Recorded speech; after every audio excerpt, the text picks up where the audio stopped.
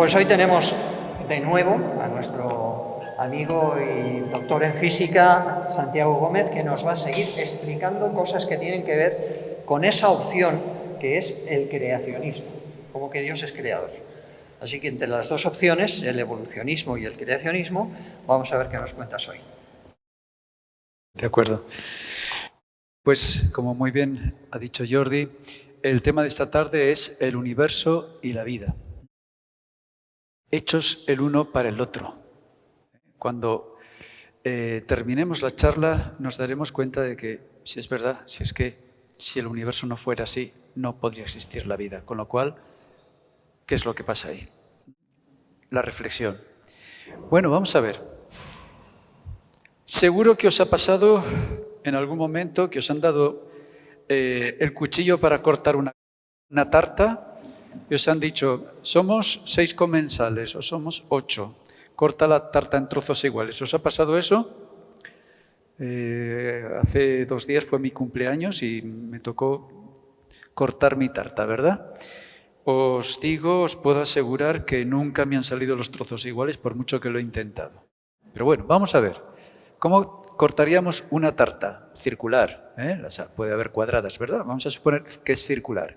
Por la mitad, teóricamente es fácil, ¿verdad? Si a nosotros nos dan el centro, es simplemente pasar el cuchillo por ahí, por el centro, y entonces es un diámetro. Y tenemos 2 secciones exactamente iguales, ¿verdad? Y si tenemos que cortar en 4 trozos, bueno, el primer corte está bien, el segundo tiene que pasar por el centro, pero ahí tenemos una dificultad. El ángulo tiene que ser justo 90 grados, tienen que ser perpendiculares, ¿verdad? Si no tenemos un ángulo de 90, que es 89, el otro será de 91 y ya no son, ¿verdad?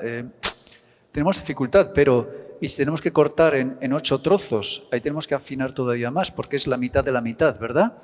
A 45 grados. Y si es 3 trozos, todavía más difícil, ¿no? A 120 grados, 120 por 3 es 360. Ahí tenemos con la punta del cuchillo no pasarnos del centro y luego cortar es difícil. Y todavía más difícil si nos dicen que cortemos un trozo de 1/3 y el otro 2/3, ¿verdad? Ahí no hay referencia de simetría como en el caso anterior. Podemos poner los cuchillos más o menos simétricos e ir calculando hasta conseguirlo más o menos. Pero así, que sea un trozo de 1/3 de tarta y el otro 2/3. Bueno, ¿por qué os cuento esto? Lo veréis un poquito más adelante, ¿de acuerdo? Es difícil, ¿verdad? Es difícil afinar tanto. Bueno, hoy vamos a hablar de ajuste fino, el ajuste fino del universo.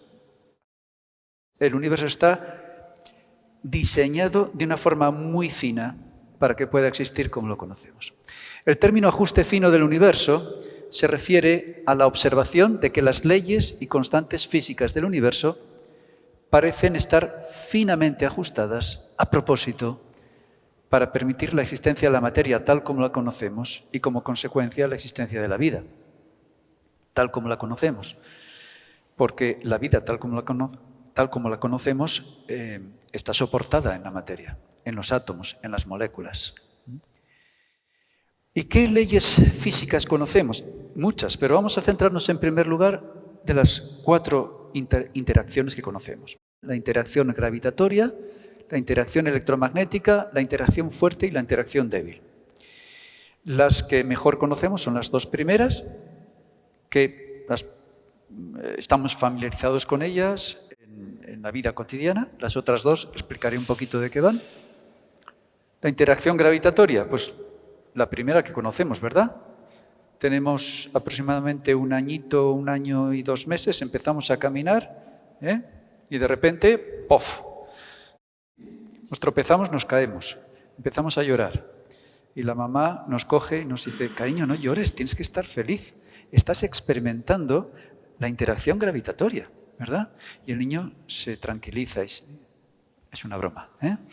Bueno, la interacción electromagnética también la conocemos desde pequeñitos, ¿verdad? A mí me ocurrió, tendría 5 años, 4 o 5 años, 6 quizá. Y bueno, estaba en casa de mi tía en Madrid y se me ocurrió coger unas tijeras y conectar los dos polos del enchufe, de un enchufe, ¿verdad? Dos agujeros, dos puntas, pues igual coinciden. Se fundieron los plomos, entonces eran fundirse los plomos. Y claro, como yo era el más pequeño de todos los que estaban allí, Santi, ¿qué has hecho? Y yo le expliqué a mi tía que estaba empezando a experimentar con la interacción electromagnética. No se lo creyó. Bueno, no, tampoco le dije eso. Bueno, la interacción fuerte. Esta ya no la experimentamos de forma práctica. La interacción fuerte surge por lo siguiente. Estábamos hablando al mediodía de los modelos atómicos. El modelo atómico más sencillo que podemos plantear, ¿verdad? Un modelo. Un núcleo con protones, que los hemos dibujado ahí de color rojo, y neutrones. Y en la corteza electrónica están los electrones. Pero sabemos de la interacción electromagnética que cargas del mismo signo se repelen. Si aquí hay protones que tienen carga positiva, eso se repelería por la interacción electromagnética y el núcleo reventaría. No existirían los núcleos. ¿Por qué existen los núcleos atómicos? Pues porque además de la interacción electromagnética, que es repulsiva entre protones, resulta que hay una interacción fuerte que a esas distancias, no más lejos, pero a esas distancias es más fuerte que la repulsión electromagnética y es atractiva. Por eso se llama interacción fuerte, porque es más fuerte que la electromagnética. Y hace que los dos protones que están relativamente cerca se atraigan. Y se atraen neutrones entre sí. Los neutrones no están cargados. No se trata de interacción electromagnética, es la interacción fuerte. Neutrón, neutrón, neutrón, protón, protón, protón. Se atraen a esa distancia. Y por eso los núcleos son pequeños conglomerados de nucleones. La interacción débil, esto lo veremos un poquito más adelante con más detalle. La interacción débil es la menos conocida.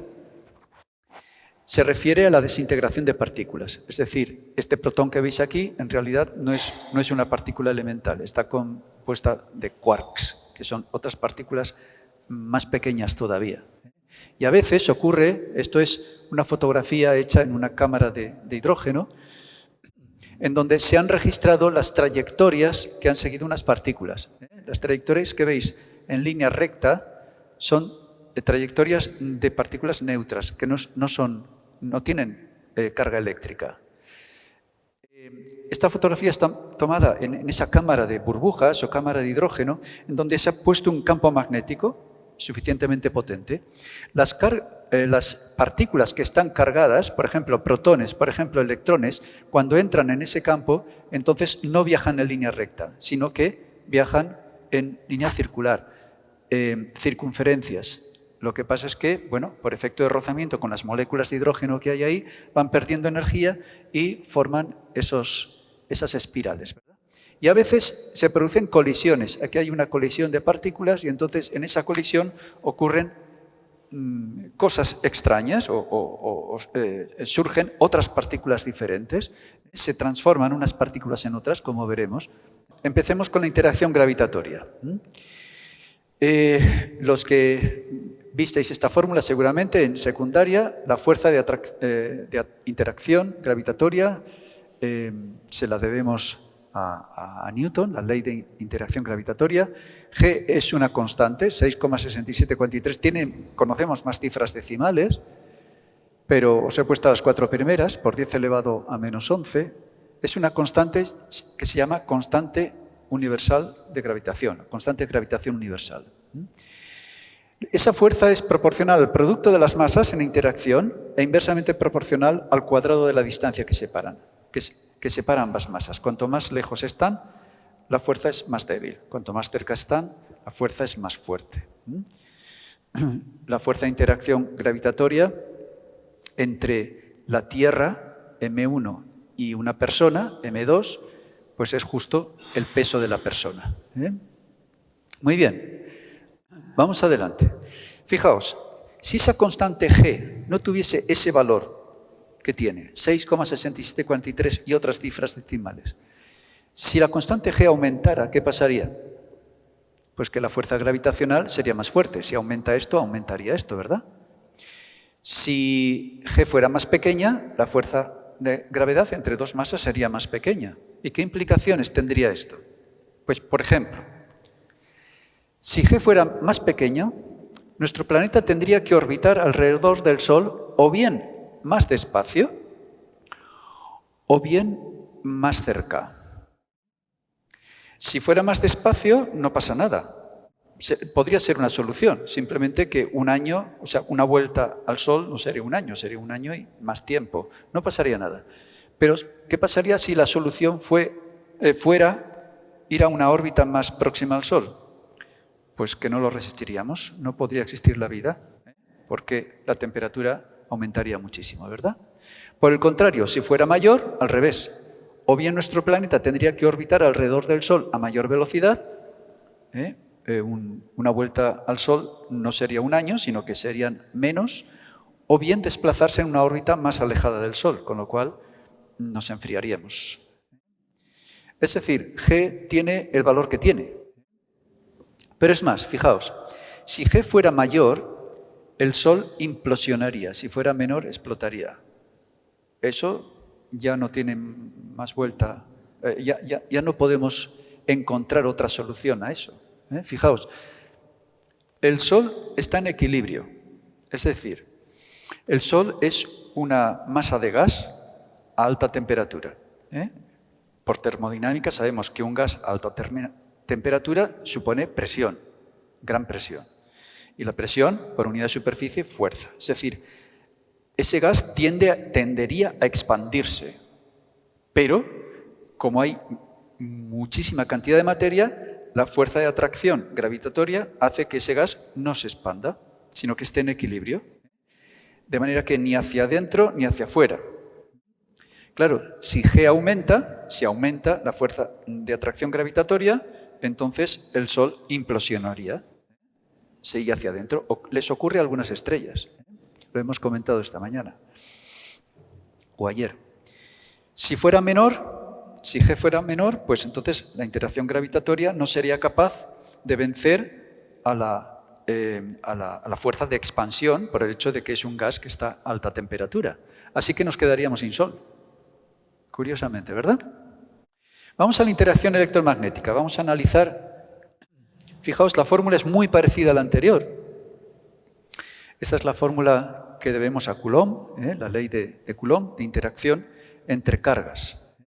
La fuerza es proporcional, la constante de proporcionalidad es 8,9876 y conocemos más cifras decimales por 10 elevado a 9 y tiene el valor que tiene que tener, ni más ni menos. Fijaos, también es proporcional al producto de las cargas e inversamente proporcional a la distancia que separa esas cargas. Hablábamos antes de dos protones. Separados a una cierta distancia, se repelen con una cierta fuerza. Cuanto más lejos están, esa fuerza es menor, disminuye. ¿Qué pasaría si K variara? Si K fuera más grande o más pequeña. Pues fijaos, si K fuera mayor, habría menos tipos de elementos, ya que los núcleos no aguantarían la presencia de muchos protones, porque los protones tenderían a repelerse. O bien los isótopos tendrían que tener muchos más neutrones que actuaran de pegamento, y de manera que la materia sería mucho más pesada. Una K grande implicaría que solo habría hidrógeno en el universo. Si seguimos aumentando el valor de K, al final nos quedaríamos nada más con la posibilidad de átomos de hidrógeno. Un protón y un electrón, punto. Claro, así nada más existirían estrellas. Pero no existiría el resto de la materia, no existiría la vida. Recordemos que la vida se fundamenta en la química orgánica, ¿verdad? Fundamentalmente es carbono, hidrógeno, oxígeno, nitrógeno y luego otros en menor proporción. Pero esos 4 elementos imprescindibles para que puedan existir hidratos de carbono, para que puedan existir proteínas, etc. Pues si nada más tenemos hidrógeno, no podría existir la vida. A la inversa, si K fuera más pequeña, los núcleos atómicos admitirían tener muchos más protones, por lo que la existencia de núcleos ligeros, como el carbono, el hidrógeno o el oxígeno, se vería reducida o incluso anulada. Tampoco podría existir la vida, recordemos, carbono, hidrógeno, oxígeno, nitrógeno, ¿sí? No existirían moléculas orgánicas y como consecuencia no habría vida. Si esta interacción fuera algo más fuerte o algo más débil, fijaos, esta es una cita, una declaración de este autor que, como os he dicho esta mañana, he tomado algunas citas, algunas referencias de este libro, La ciencia descubre a Dios. Si esta interacción fuera algo más fuerte o algo más débil, una estrella como nuestro Sol sería respectivamente o bien demasiado fría o bien demasiado caliente. Y en ambos casos tampoco podría existir vida en nuestro planeta. Al menos a la distancia a la que nos encontramos del Sol. ¿Veis qué implicaciones tiene? Solamente con variar un poquito la constante G en la gravitación o la constante K de la interacción electromagnética. No existiría la vida. La actividad biológica a nivel celular depende en gran medida de interacciones electrostáticas también. Los biólogos lo conocéis bien. Un cambio en la constante K influiría en un gran número de procesos biológicos como la respiración celular o la formación de proteínas, por ejemplo. Tampoco podría existir la vida. Bueno, vamos a la interacción fuerte. La hemos presentado antes, ¿verdad? Fijaos cómo interactúan los nucleones, protones y neutrones, entre sí para poder estar juntos, para poder coexistir de la manera que entendemos que existen en el núcleo. Fijaos, a ver si las gráficas no se me han descompuesto mucho. Entre dos neutrones, fijaos que dos neutrones, los neutrones no tienen carga eléctrica, no interactúan, ni se atraen ni se repelen eléctricamente. Pero la interacción fuerte que surge cuando están muy cerquita los nucleones es atractiva. Atractiva en su mayor parte. Fijaos, esta es la representación de lo que llamamos la energía potencial en función de la distancia. R es la distancia a la que se encuentran, ¿vale? Una energía potencial positiva por encima de esta línea es la línea del cero, energía potencial cero. Una energía positiva significa repulsión. ¿Vale? Y si la energía es negativa, que está por debajo de esa línea, significa atracción. De manera que dos neutrones, si los juntamos mucho, ya no se dejan juntar, ya se empiezan a repeler, ¿verdad? Si los juntamos mucho, pero si en lugar de tener esta distancia entre los dos neutrones, los separamos un poquito más, ya estamos en la zona, esto es lo que se llama un pozo de potencial. En los físicos hablamos de un pozo de potencial. Y el equilibrio lo tenemos en la parte inferior de ese pozo, ¿vale? Los dos neutrones intentarán estar siempre a esta distancia R, desde aquí hasta aquí, esta distancia. Esa es la distancia ideal entre dos neutrones. Si los separamos un poquito, pues ya se atraen menos, entonces intentarán caer ahí. Esto es como, imaginaos un skateboard, ¿no? en una pista para eso, ¿no? Baja el patinador, vuelve a bajar y al final se queda abajo del todo. Es la posición de equilibrio, energía potencial mínima. En ese caso es energía potencial gravitatoria. Aquí estaríamos hablando de energía potencial fuerte, de la interacción fuerte. Muy bien, ya sabemos cómo interactúan dos neutrones y por qué dos neutrones pueden estar juntitos. Y un neutrón y un protón, exactamente lo mismo. Se atraen de la misma manera, interacción fuerte, atractiva. El problema viene ahora con dos protones, porque dos protones, ¿qué es lo que les ocurre? Que no solamente se atraen debido a la interacción fuerte, sino que también se repelen por repulsión electrostática. Entonces es la suma de los dos. Y la suma de las dos interacciones da esta línea verde que veis aquí, ¿vale? Fijaos, si nosotros sumamos esto, que es positivo, y este trocito, que es negativo, pues al final dará esta altura. Si vais superponiendo las dos interacciones, al final tenemos esta línea de color verde. ¿Qué significa? Que por aquí, dos protones, si los acercamos más de esta distancia, se van a repeler. Si los separamos más de esta distancia, se van a repeler.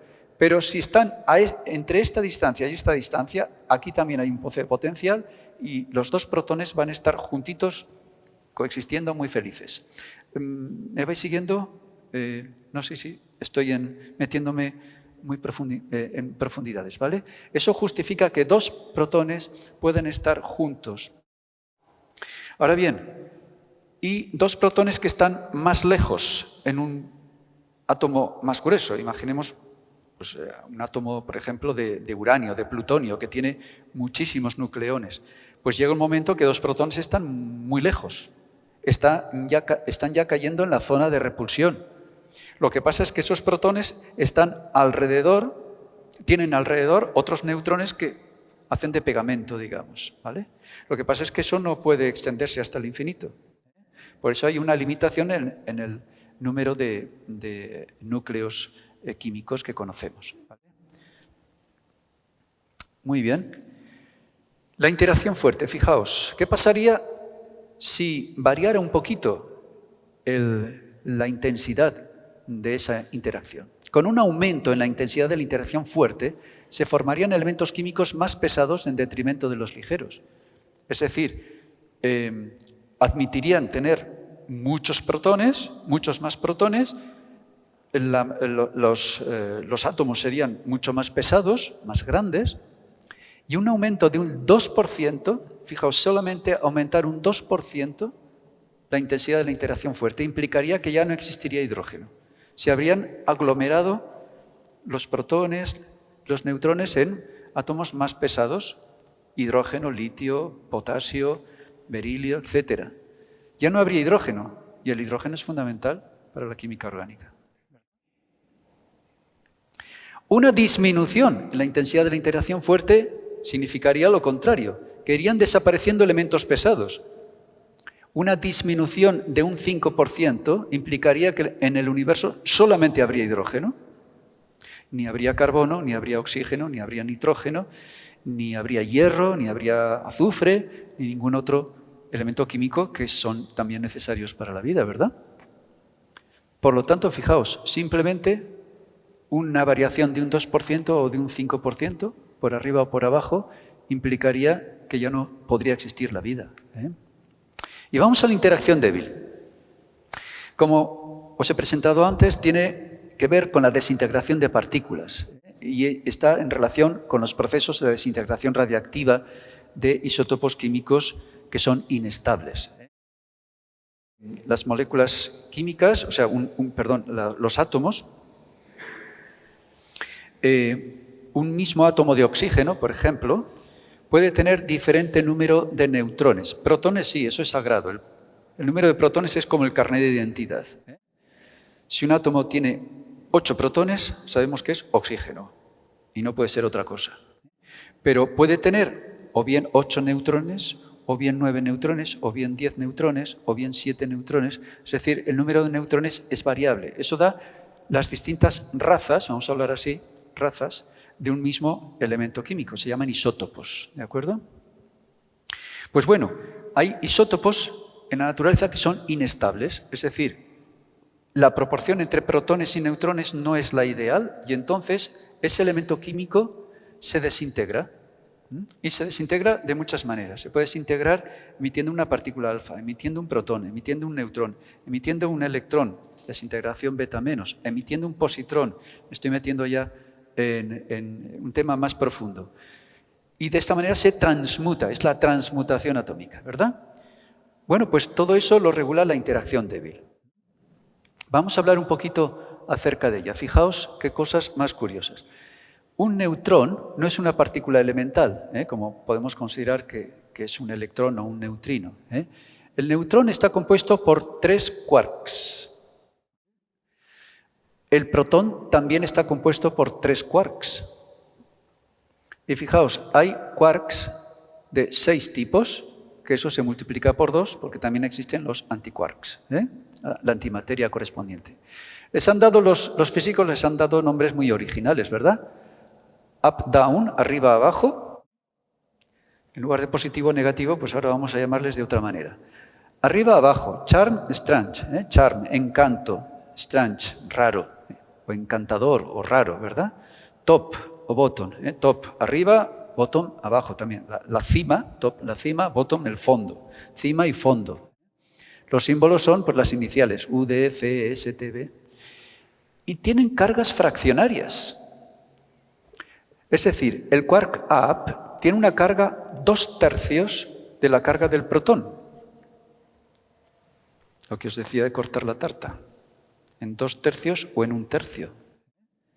El quark down tiene una carga de menos 1/3. Es decir, 1/3 de la carga del electrón.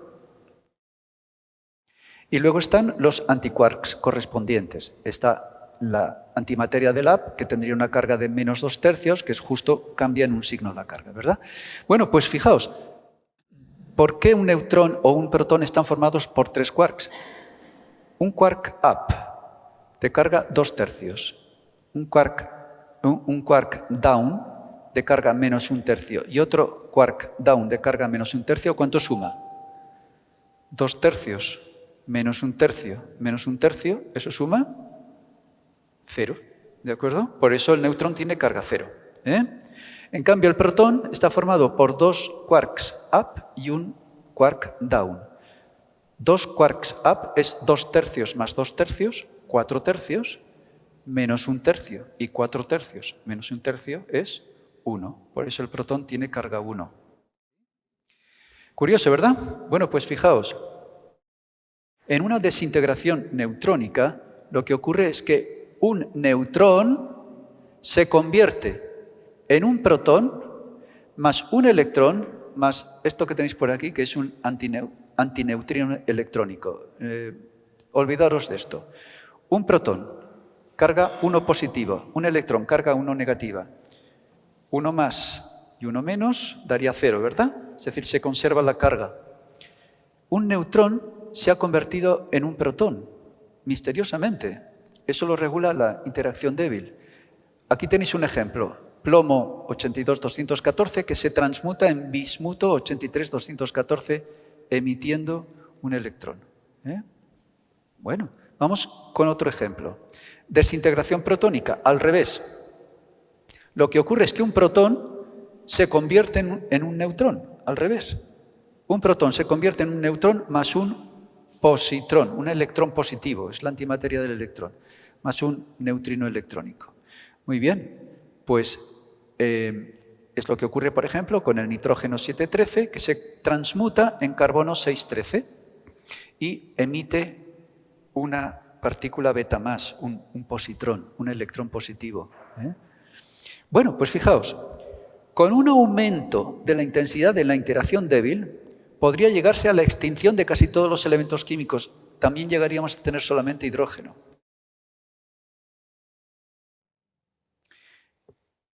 Qué ajustado está el universo, ¿verdad? Si nos dijera a nosotros de construir un universo con esas partículas, con esas cargas, ¿seríamos capaces de hacerlo? Qué difícil, ¿verdad? Vamos a hablar ahora de otras constantes físicas. Un poco para seguir quedándonos con la boca abierta, ¿verdad? Protones y electrones tienen exactamente la misma carga eléctrica. Exactamente. No vale que uno tenga una carga de 1 y el otro de menos 0,99. No. Uno tiene carga más 1 y el otro tiene carga menos 1. De no ser así, no existirían los átomos, que deben ser neutros. Salvo que estén ligados entre sí formando moléculas y entonces se hayan pasado electrones de unos a otros o se hayan compartido electrones. Esto los químicos lo saben bien. Las cargas fraccionarias, lo acabamos de ver, de los quarks y los antiquarks. Curiosamente, exactamente 2/3, exactamente 1/3, positivos o negativos, y no se va ni en una milésima. Fijaos, una variación de 1 en 1000, la milésima parte de la masa del protón o del neutrón, implicaría la desaparición de los elementos químicos. La masa, ya no hablamos de la carga, ahora hablamos de la masa. Una variación de 1 en 1000. Stephen Hopkins, Burrow y Tipler, autores que han hablado al respecto.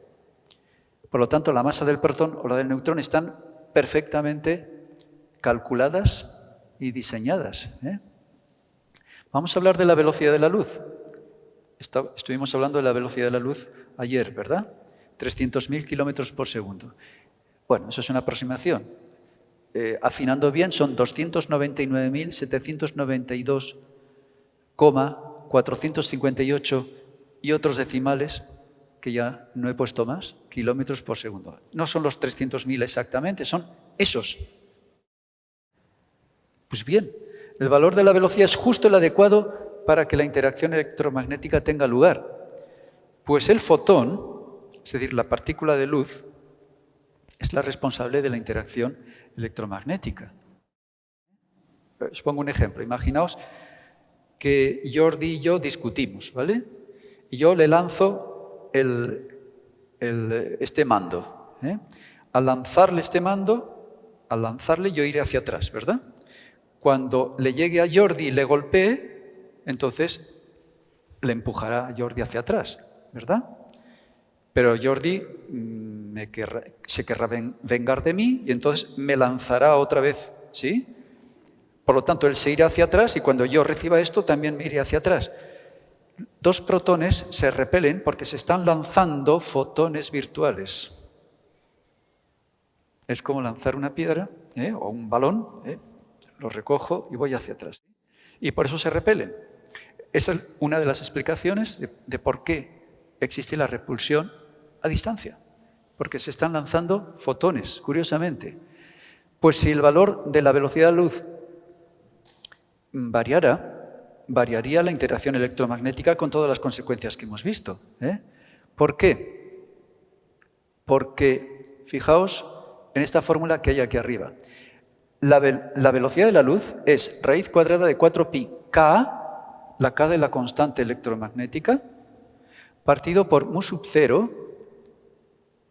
que es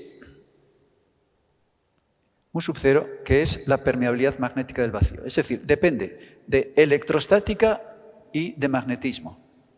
Electromagnetismo. Está íntimamente relacionada. Si variamos la velocidad de la luz, varía toda la interacción electromagnética.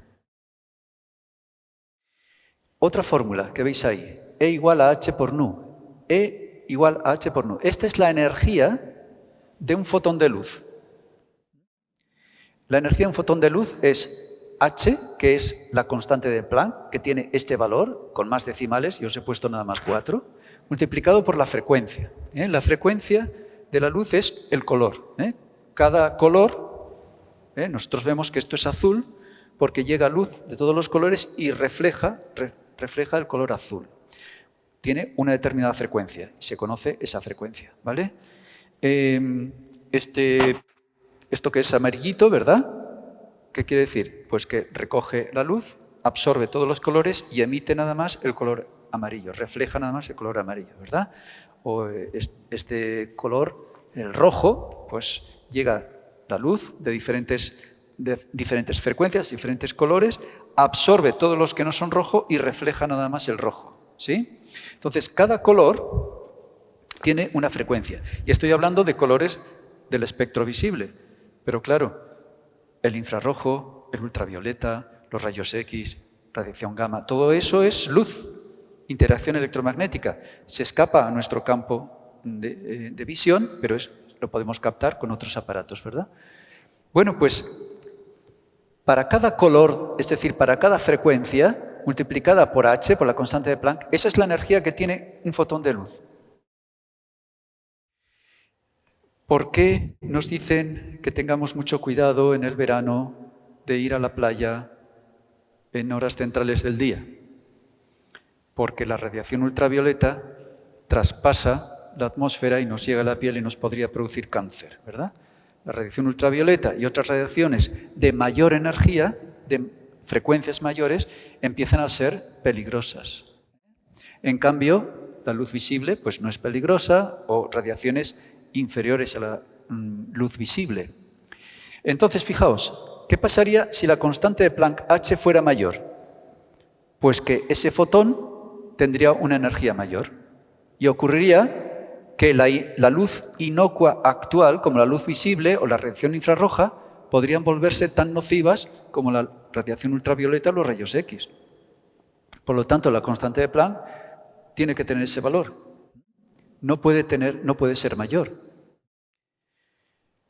Vamos ahora a reflexionar en algunas características de nuestro planeta que hacen posible la existencia de vida en él. Aquí tenemos una foto nocturna de la zona que no está iluminada por el sol, es de noche. Y ahí vemos pues, iluminadas todas las ciudades y poblaciones importantes. Bueno, fijaos, el nivel de resonancia energética, NR, vamos a definirlo un poquito. Nivel de resonancia energética viene a ser pues como la probabilidad de que un elemento haya podido ser formado. Los elementos entendemos que se han formado a partir de las estrellas, en sucesivas explosiones, etc. ¿Qué probabilidad hay de que se forme carbono, o de que se forme oxígeno, o de que se forme sodio, o de que se forme litio? Bueno, pues eso lo da el nivel de resonancia energética que se ha calculado. Aquí está la tabla periódica de los elementos, la recordaréis cuando la estudiasteis, ¿verdad? Aquí está el oxígeno, el nitrógeno, el carbono. ¿Qué ocurre en nuestro Sol? En nuestro Sol ocurre que átomos de hidrógeno se fusionan para formar átomos de helio. Y ocurre en muchas estrellas. Pero, ¿qué ocurrirá cuando el hidrógeno, y no será pasado mañana, tranquilos, ¿qué pasará cuando el hidrógeno del Sol se acabe y se hayan formado átomos de helio? Pues que la estrella seguirá funcionando, porque átomos de helio se fusionarán entre sí para formar átomos de berilio. 2 más 2, 4, ¿verdad? O bien, átomos de hidrógeno más átomos de helio se fusionarán para formar litio, y así sucesivamente.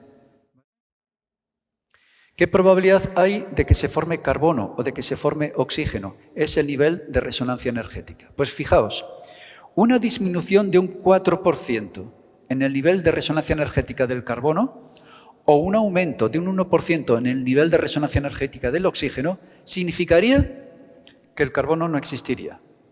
No se habría formado carbono, se habría formado en su lugar otras moléculas, en particular oxígeno. No tendríamos carbono, no habría vida. Pensemos en nuestra atmósfera. Un 78% de nitrógeno, un 21% de oxígeno aproximadamente, y luego un poquito de argón, CO2 y otros elementos químicos en mucha menor proporción.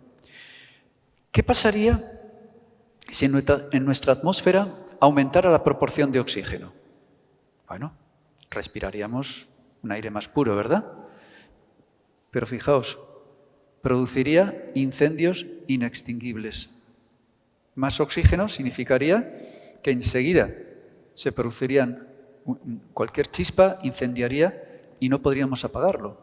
Una disminución de oxígeno, bueno, pues sería hacer difícil la respiración, a lo mejor no podríamos hacer deporte, porque no tendríamos suficiente oxígeno para poder vivir, para poder desenvolvernos. O sea que es la proporción ideal. Resulta que en la atmósfera tenemos una preciosa capa de ozono que, si no la cuidamos, pues tendremos problemas. Nos defiende de la radiación ultravioleta del Sol. Sin embargo, es transparente para la luz visible. No la vemos, pasa la luz visible y se come la radiación ultravioleta. Pero es muy finita. A lo mejor será del grosor de una moneda, nada más. Y con la polución, CFC y otros compuestos, resulta que esa capa de ozono puede ir disminuyendo, con lo cual, ¿qué pasará? La radiación ultravioleta llega y la radiación ultravioleta nos puede producir problemas de piel, ya lo sabemos.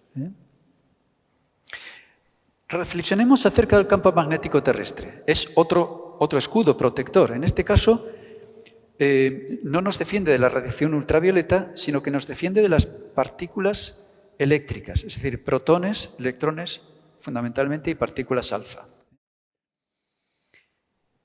En el viento solar, en esas explosiones nucleares que hay, de fusión hidrógeno-hidrógeno para formar helio, se generan otras partículas que salen del Sol y nos llegan, es lo que se llama el viento solar.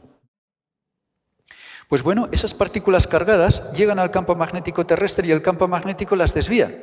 Si no, incidirían directamente sobre nosotros.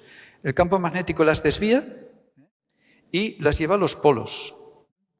Y es cuando se producen esas auroras tan bonitas, la aurora boreal en el polo norte, las auroras australes en el polo sur, que es cuando esas partículas que van a gran velocidad eléctricas interactúan con el polvo atmosférico de esas zonas y entonces forman esas figuras de colores tan bonitas. Pensemos en la distancia de nuestro sistema solar al centro de la galaxia. Estamos situados en la parte externa de la galaxia. No estamos cerca de otras estrellas, sino estamos en la parte más externa de la galaxia. Estamos relativamente lejos de las estrellas. Estuvimos hablando de las estrellas. La estrella más cercana está a 4 años luz de nosotros. Si la distancia entre estrellas se redujera en un factor 10, habría cambios drásticos en las trayectorias planetarias. Es decir, si las estrellas, si tuviésemos más cerca de nosotros las estrellas de la galaxia, nuestra trayectoria alrededor del Sol se vería afectada. Y a lo mejor incluso hasta nos sacaba de la trayectoria. Por eso no estamos cerca del centro de la Vía Láctea, en donde la densidad de estrellas es mayor.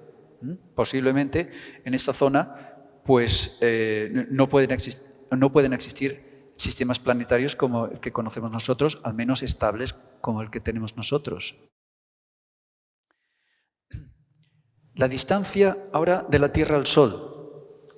Un 1% más lejos o un 5% más cerca implicaría la inexistencia de vida en este planeta. O nos quemaríamos o nos moriríamos de frío. La distancia de la Tierra a la Luna. Una variación en dicha distancia podría llegar a incidir catastróficamente sobre las mareas. Si la Luna estuviese más cerca, las mareas serían muchísimo más bravas, más exageradas. Y no podríamos vivir en las costas, porque el mar entraría en el continente y tendríamos que vivir más hacia el interior. Por lo tanto, la distancia entre la Tierra y la Luna parece que es también ideal, parece que está medida, parece que está bien pensada. Pensemos sobre la inclinación del eje terrestre. Una inclinación mayor implicaría muchas más regiones de la Tierra sin poder ser habitadas. Fijaos, si fuera de 90 grados, nuestro eje está un poquito inclinado, ¿vale? Un poquito inclinado. Eso justifica el que haya las estaciones. Depende del momento del año. Nosotros vivimos en el hemisferio norte.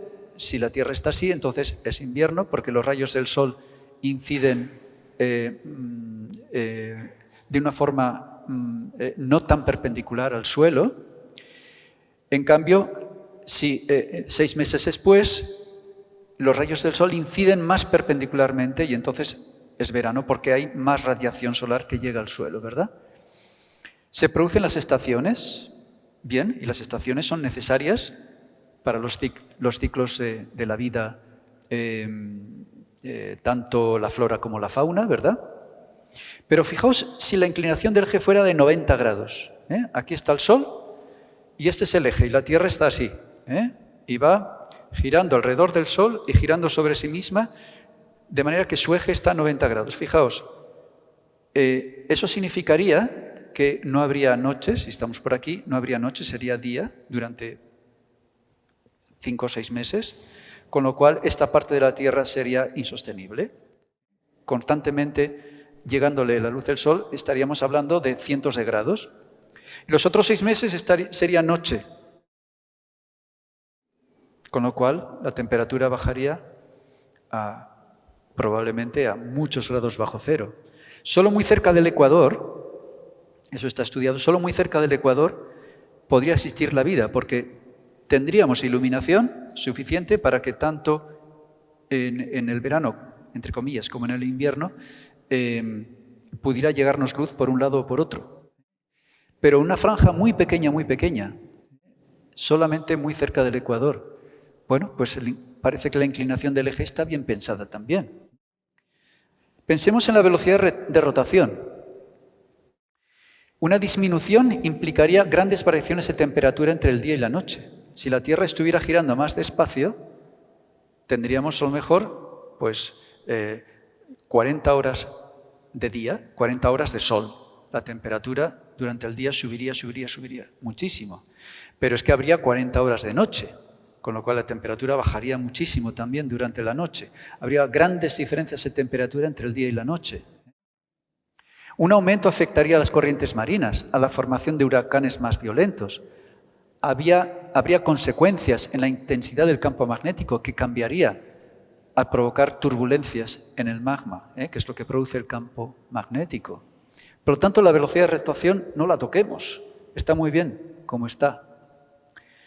¿Y cómo es posible que esté el universo tan finamente ajustado y nuestro mundo tan bien preparado para que pueda existir la vida? Posibles explicaciones. El principio antrópico. Se han escrito libros sobre esto. Es que el universo está tan finamente ajustado porque si no fuera así, no estaríamos aquí para darnos cuenta de ello. A ver. Pues claro, ese perogrullo, pero eso no me satisface. Evidentemente, si no fuera así, no estaría. Vale, pero es que estoy. ¿Por qué es así? Eso no me explica el por qué realmente. Otra explicación. En realidad es que no hay un único universo, hay muchísimos, hay una infinidad. Realmente tenemos un multiverso.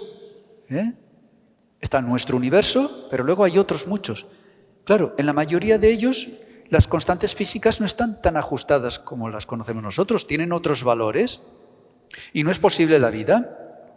Pero justo tenemos la suerte de haber nacido en este universo que sí se dan las condiciones. Bueno, otra explicación. Tampoco me sirve. Científicamente es insostenible. ¿Por qué? Porque nunca se podrá comprobar. Una hipótesis es válida si es comprobable. Si no, es una suposición, nada más. Es una elucubración. ¿Y por qué no podremos comprobarlo? Porque no nos llega información de otros universos. Ya tenemos bastante con suponer que las últimas galaxias que vemos son de nuestro universo. Son todavía de nuestro universo. No sabemos si hay más galaxias más allá cuya luz no nos ha llegado todavía. Mucho menos pensar que nos pueda llegar luz de otros universos. Nunca podremos saberlo. Así que no me sirve esta explicación tampoco.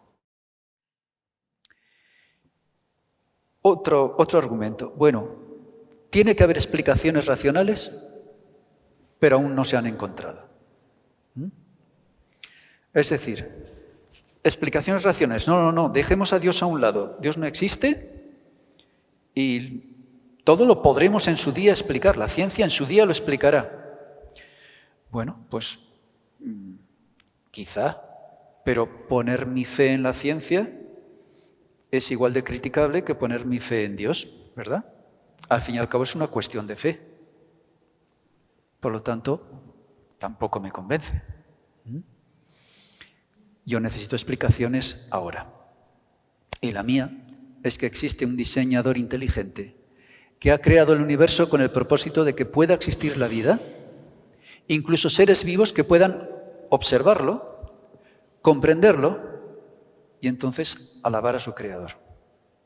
Y esa es la explicación que más me convence.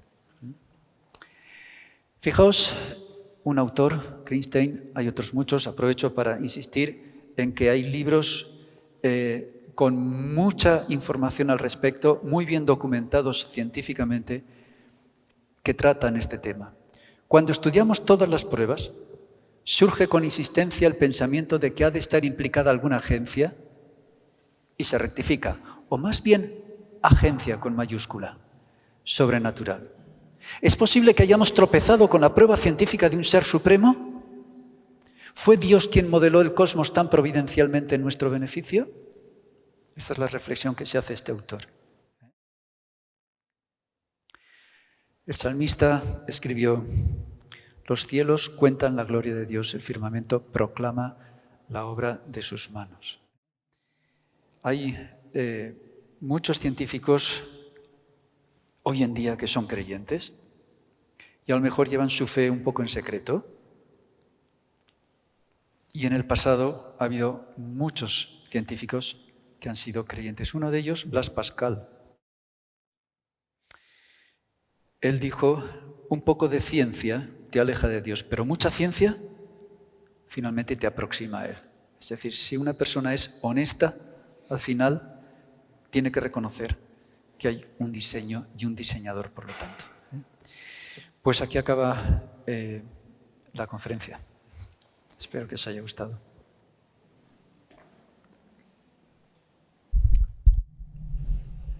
Bien, pues llega vuestro turno. ¿Alguna pregunta, alguna duda, algo que queráis ampliar, otras cosas que queráis preguntar? La palabra universo en ese sentido, ¿qué es lo que abarcaría? Universo. ¿Se refiere a la Tierra exclusivamente o...? El universo, tal como lo conocemos, es todo lo que podemos observar a nuestro alrededor, a simple vista o a través de medios técnicos como pueden ser telescopios. Con lo cual, el universo sería las estrellas que están a nuestro alrededor, el universo es nuestra galaxia, el universo son otras miles y millones de galaxias que hemos captado con los telescopios y hasta donde nos llega información. Eso es el universo. Entonces quiere decir que podría haber vida en otros planetas de los que vemos. Esta mañana hemos visto algunas citas de Elena White que dice que Dios creó vida en otros mundos. O sea que sí. La ciencia está buscando Marte o lo que sea, ¿no? Los científicos tienen mucho interés en encontrar vida en otros lugares. Mucho interés. Y luego, claro, eso siempre será interpretable, ¿no? El creyente diría, es que Dios ha creado vida en otros sitios. El evolucionista diría, es que la vida puede surgir al azar en cualquier sitio. Sí. Santi, una pregunta. En navegación utilizamos una variable que es la declinación magnética, o sea, la diferencia que hay entre el polo geográfico y el polo norte. ¿Hay mucha resonancia? No. En navegación utilizamos la declinación, una variable que es la declinación magnética, que es la diferencia entre el polo geográfico y el polo magnético. La interacción del hombre puede hacer, porque es que periódicamente esta declinación va variando. Sí. La interacción del hombre en la atmósfera, en el clima, en la Tierra, ¿es la que hace variar este factor o se desconoce? Yo creo que no, se desconoce. Hasta que sepamos el modelo para poder explicar por qué la Tierra tiene un campo magnético, no solamente la Tierra, otros planetas tienen también su campo magnético. El Sol tiene un campo magnético muy importante también. El campo magnético siempre se produce, o podemos entender que se produce, y eso lo podemos ver experimentalmente en el laboratorio, cuando hay corrientes eléctricas. Una corriente eléctrica, bien sea rectilínea o bien sea circular, crea un campo magnético a su alrededor. Es decir, cuando hay cargas en movimiento, cargas eléctricas en movimiento. Entendemos que en el interior de nuestro planeta, debajo de la corteza de nuestro planeta, el magma que hay, que es fluido, tiene una cierta fluidez, debido a la rotación de la Tierra, tiene sus turbulencias.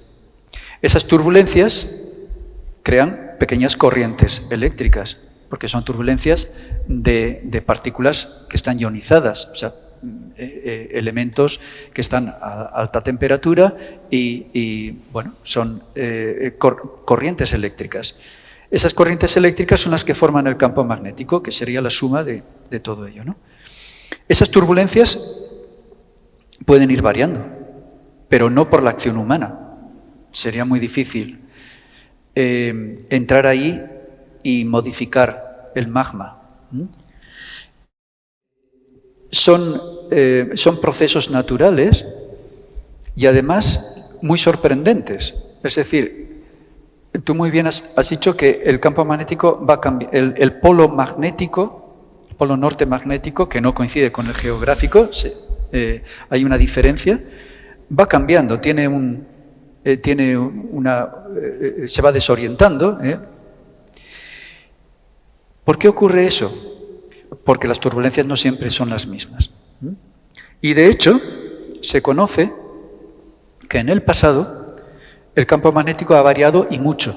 Incluso se ha invertido y varias veces.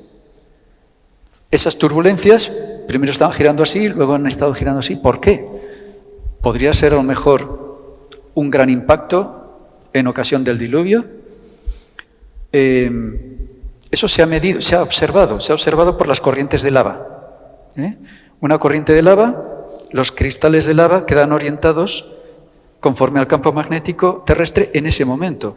Pero a lo mejor otra corriente de lava que se haya producido 3 meses después y resulta que los cristales de magnetita están orientados de otra manera.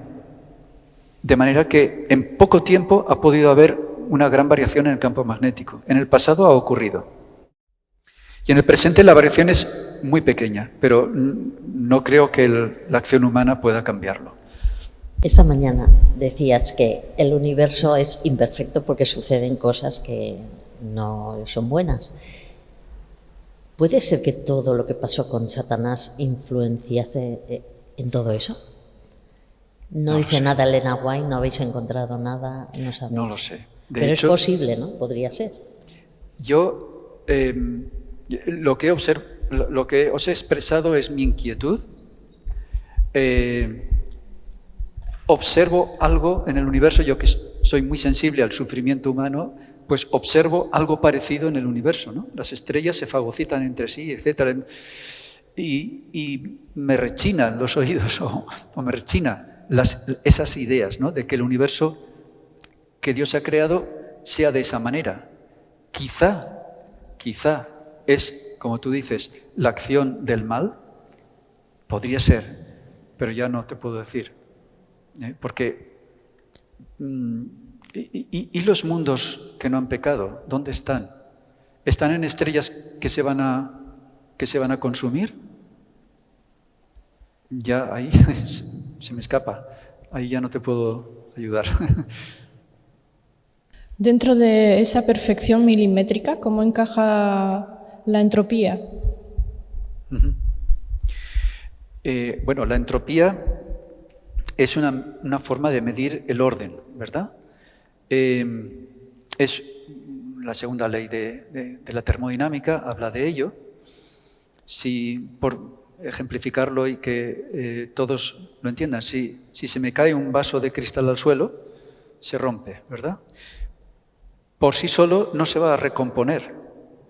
Para recomponer el vaso yo tengo que recoger los trozos, llevarlos a un horno, fundir el cristal, el vidrio, y darle la forma que yo quiera. En todo ese proceso yo tengo que consumir una energía. Por sí solo, el universo tendería a estar desordenado. Es necesario alguien que lo ordene, es necesaria una energía para poder ordenarlo. Entonces, en relación al ajuste fino, pues bueno, eso es una ley que está ahí y que nos dice que para que haya un orden tenemos que invertir una energía, sí. Y está ahí, no, es la ley que existe, sí. Ya no te puedo decir más. ¿Y la ciencia cómo contesta a esa pregunta? ¿De dónde sale esa energía? Sinceramente, es lo que expuse ayer. En el modelo de Big Bang, ¿no? No, es que toda la materia estaba inicialmente prácticamente en un punto matemático y reventó en una gran explosión. De la nada, o sea, de la nada salió energía yo no lo puedo concebir. O sea, de la nada, Dios puede crear energía, pero si está Dios. Pero de la nada no puede salir algo. Y mucho más una energía increíble, infinita, como para crear luego todas las partículas, crear todas las galaxias que todavía se están alejando, ¿no? Entonces, Stephen Hawking ha escrito al respecto y otros autores intentando buscar la explicación de cómo surgió el universo a partir de la nada. Pero a mí no me convence ninguna explicación de ese tipo, ninguna explicación materialista, ¿no? Una de teoría de ficción. Según los científicos dicen que el mundo tiene como 13.000 millones de años, algo así, ¿no? Esa cifra ellos la sacan según cuando ellos piensan que explotó el Big Bang o algo por el estilo, no sé. Pero realmente te dije que me llamó mucho la atención la lámina de esta mañana, ¿no? Cuando el conflicto de los siglos, tenemos la creación del universo, Génesis 1:1, la creación de los ángeles, la rebelión de Satanás. Dios decide preparar la tierra y la semana de la creación. Yo siempre me he preguntado, como persona que estudiaba evolución, pues, eso, de que cuando el globo estaba desordenado y vacío, ya Dios había creado el universo, según esto, ¿no? Entonces, si decimos que la Tierra tiene 6.000 años, entonces el globo pudiera tener o no pudiera tener esa edad, porque no sabemos cuánto tiempo estuvo desordenado y vacío. Pero esta explicación de que, claro, primero se crea el universo, no sabemos cuánto tiempo pasa para que ocurra la creación eso es lo que he intentado del globo terráqueo. Por eso siempre he pensado que ese globo estaba suspendido vacío, quién sabe cuánto tiempo cuando Dios creó el mundo. Y a lo mejor, a veces pienso que es la vida la que tiene 6.000 años y el globo pudiera tener más tiempo. Ciencia ficción, teología ficción no tiene razonable. A ver, no es... Tengo el micrófono. No tiene por qué ser teología ficción. Es lo que hemos intentado este fin de semana explicar. Es decir, nuestro planeta estaba desordenado y vacío, como puede estar desordenado y vacío de vida Venus, que es imposible, por su atmósfera y por su temperatura, o como puede estar desordenado y vacío Júpiter o Marte, aunque Marte quizás sería el único planeta en donde podría haber alguna posibilidad para hacer una colonia humana allí, ¿verdad? Y existen esos planetas como puede existir otros sistemas solares durante mucho más tiempo que 6.000 años. Los 6.000 años son los años que, según la Biblia, tiene la existencia de la vida en este planeta. 6.000 años. Que según otras versiones en la Biblia a lo mejor se pueden extender un poquito más, según distintas cronologías. Pero no quiere decir que el planeta empezara a existir en ese momento. No, la Tierra estaba desordenada y vacía. ¿Durante cuánto tiempo? No lo sabemos. Pero igual que Dios fue creando vida en otros planetas, llegó un momento que dijo, en este planeta voy a ordenarlo para que haya vida. Por lo tanto, la Tierra puede tener mucha mayor antigüedad. Lo que es el planeta. No había vida, estaba desordenado, solamente había agua, pero dice que el Espíritu de Dios estaba sobre la superficie de las aguas, ¿verdad? Y entonces empezó a planear, bueno, que salga la Tierra, que haya atmósfera, y que se den las condiciones para que haya vida. ¿Es posible que los dinosaurios se hayan extinguido por un meteorito? ¿Qué opinas tú sobre esto? Sí, hablamos un poquito de eso ayer. Fijaos, la Biblia habla que en el diluvio hubo lluvia, o sea, llovió mucho. Y las fuentes de las aguas también salió agua de la tierra, ¿vale? Surgieron manantiales, entre los manantiales y la lluvia, el agua que había sobre la expansión, en nubes, todo eso hizo que el nivel del agua aumentara y entonces que se ahogara la gente, excepto los que estaban en el arca. Elena White añade algunas cosas más. Elena White habla de que hubo mucha actividad volcánica, por ejemplo. Es decir, no sabemos muy bien qué ocurrió. Noé contó a sus descendientes y le llegó información a Moisés, pues la que le llegó. Noé a lo mejor no podría tener una visión adecuada porque cerró la puerta y hasta que Dios no le dijo puedes salir, no abrió la ventanita y soltó la paloma, ¿verdad? Entonces, no sabemos muy bien lo que ocurrió ahí, pero tuvo que ser una catástrofe tremenda. Además de las fuentes de las aguas, además de actividad volcánica, ¿pudo ser que todo eso hubiese sido provocado por el impacto de un meteorito? Pudo ser. El impacto de un meteorito hubiese producido un temblor en todo el planeta que provocaría actividad volcánica, provocaría tsunamis que barrerían completamente la vida del planeta y nada más se salvarían los que estaban en esa arca que flotaba.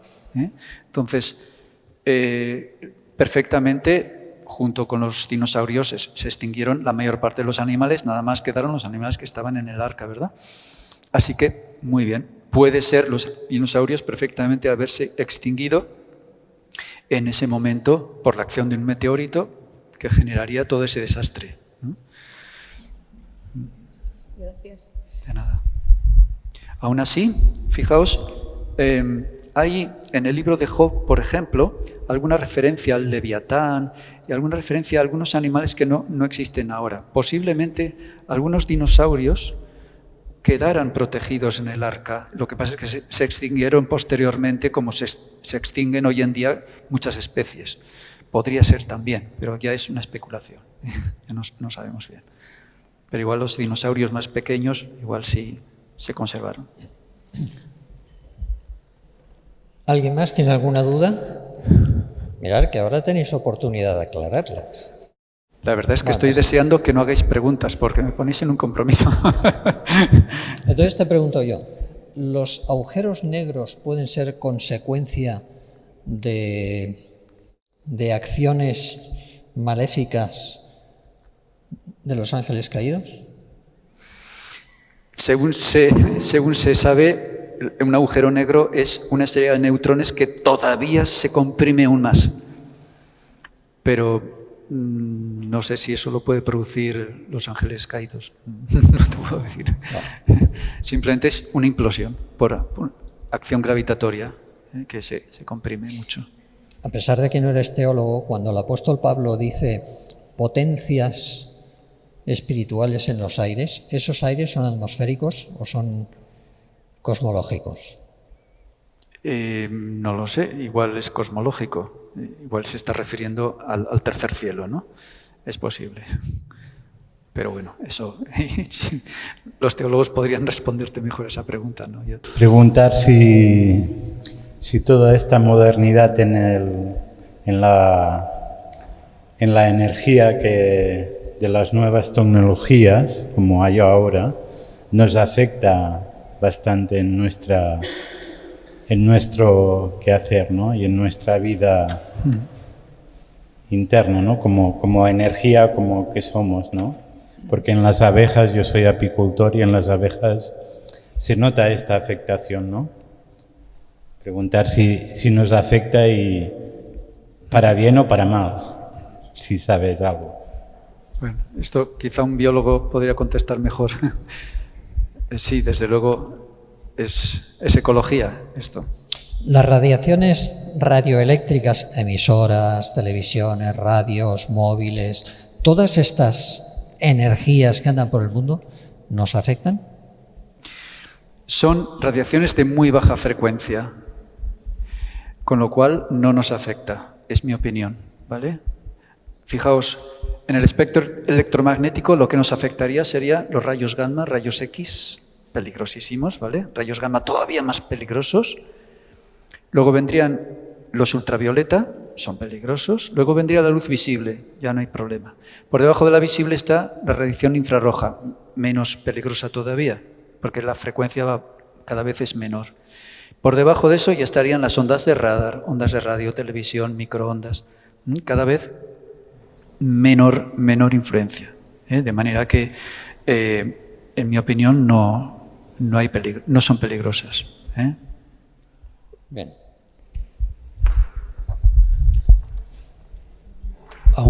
Aunque es verdad que muchas de esas radiaciones siempre han existido, las ondas de radio no las hemos inventado nosotros. Nos vienen desde el espacio, nos vienen diferentes tipos de frecuencias, incluso planetas y demás emiten cierta radiación electromagnética y nos llega hasta la Tierra. Sí. Podemos escuchar su ruido. Pasa que no están en frecuencias que nosotros oímos, pero se pueden escuchar, ¿vale? Yo creo que ciertas frecuencias, aunque no sean de muy alta, alta frecuencia, también pueden llegar a influirnos si son, digamos, de la amplitud que no está diseñado nuestro juego para soportarlas. Por ejemplo, un fuego, la radiación, por ejemplo, infrarroja, nos beneficia cuando el sol nos trae radiación o cuando hacemos una hoguera, pero si es muy intensa sí que puede llegar a dañarnos. O sea, que en parte podría perjudicarnos, en parte no, creo yo. O sea, una radiación electromagnética, si está muy lejos, es muy difícil que nos dañe, pero si está muy cerca o estamos muy cerca de una antena cuando tiene mucha potencia, no sabemos ahí. Claro, hay que tener en cuenta también la intensidad de esa radiación que podría afectarnos. Es como la música, ¿no? La música me puede estar deleitando, pero si me pongo al lado de un altavoz me van a estallar los oídos, ¿no? Entonces, unas cosas sí que la oímos, pero la otra nos puede afectar, no sabemos. Hay cosas que sí que puede llegar a la gente, creo yo. Parece que ha quedado todo claro. Una pregunta, yo siempre cuando ha dicho la señora, y lo he escuchado otras veces, ¿no?, que el universo tiene 13.000 millones de años. Ahora yo pregunto, ¿y cómo llegan a calcular estas cosas, estas historias? Es una suposición. Si ahora se está alejando, nosotros sabemos la velocidad con la que se alejan las galaxias y a la distancia que están. Entonces, velocidad igual a espacio partido por tiempo, y ahí despejas tiempo. Si se están alejando a una cierta velocidad y han recorrido un cierto espacio, podemos calcular el tiempo que le ha llevado.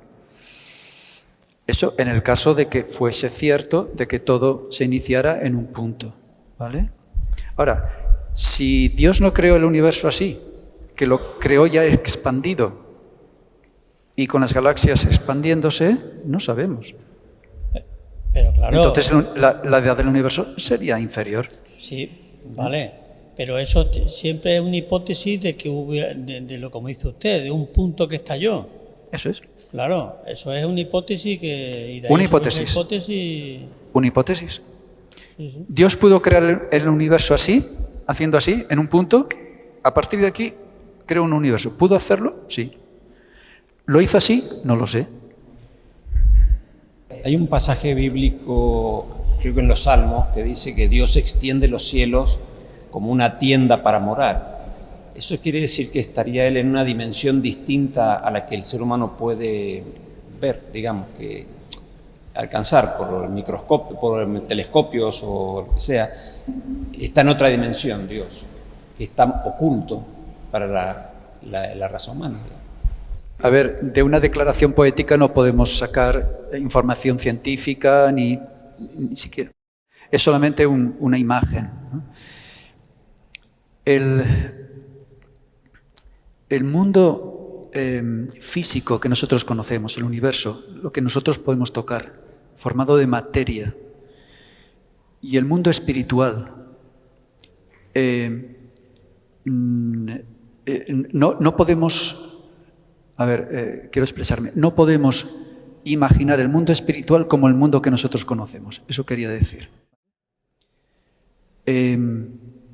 Los ángeles, ¿a qué velocidad pueden moverse? Nosotros tenemos una limitación. La velocidad de la luz es lo máximo que podría y jamás se podría alcanzar, porque entonces la masa crecería al infinito. Nunca podremos llegar a la velocidad de la luz. Ese es nuestro mundo físico que conocemos, nuestro universo. Ahora, el mundo espiritual, los seres espirituales, los ángeles, que no están sujetos, que no son de materia, ni siquiera podemos decir que son de luz, porque ya estaríamos hablando de un universo físico. No podemos especular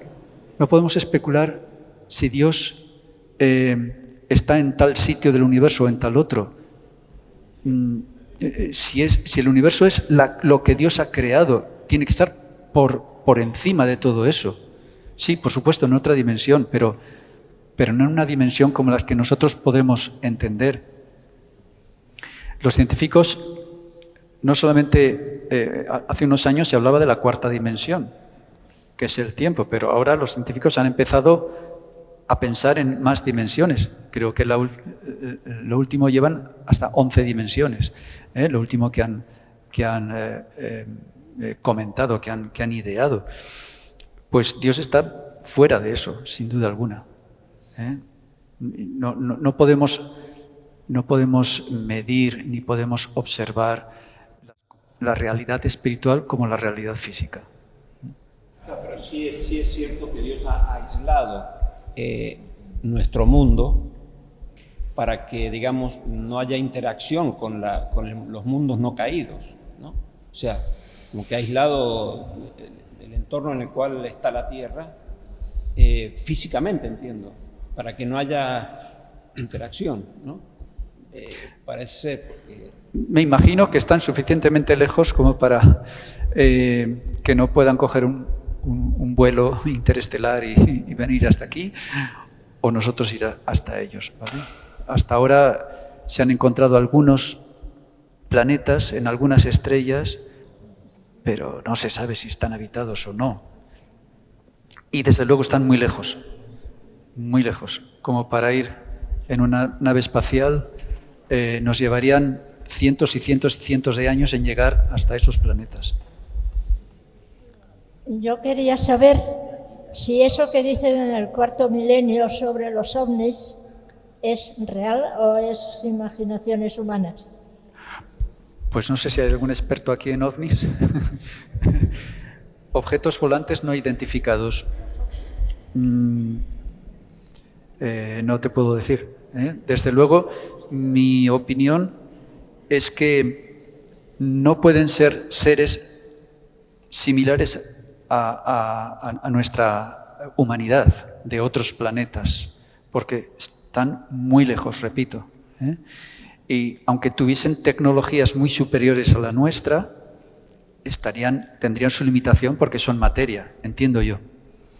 Otra cosa es que haya una interacción con las realidades espirituales, ¿vale? Con ángeles no caídos que hagan de las suyas, pero no lo sé, no te puedo decir.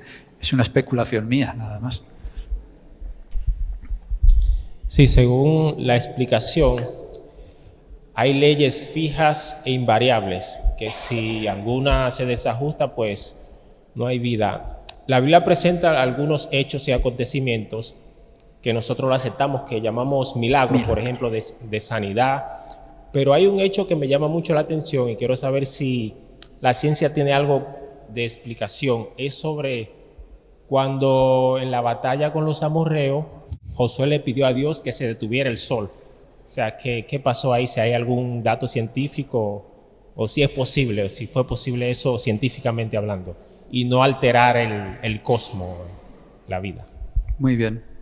En efecto, durante varias horas se detuvo el sol para que los israelitas pudieran terminar la batalla. Se detuvo el sol, se quedó parado. Hay otro pasaje en la Biblia todavía más problemático, ¿no? Ezequías, que el sol no solamente se paró, sino que retrocedió. Y luego volvió otra vez. Yo no tengo explicación ni personal ni científica para ese milagro, ¿vale? Cuando Dios actúa, sabe por qué actúa y sabe cómo tiene que hacer. No sé si fue que la tierra se paró o retrocedió o fue el sol que se movió. No sé lo que ocurrió.